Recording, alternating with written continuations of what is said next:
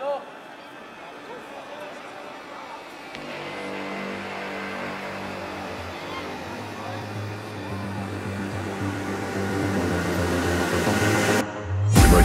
have some form of control still, making our constant binary choices and voicing our equally shallow opinions more loudly or quietly.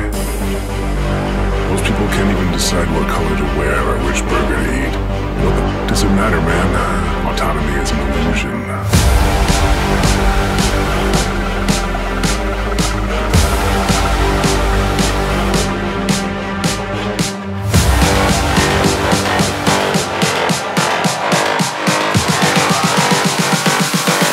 Autonomy is an illusion.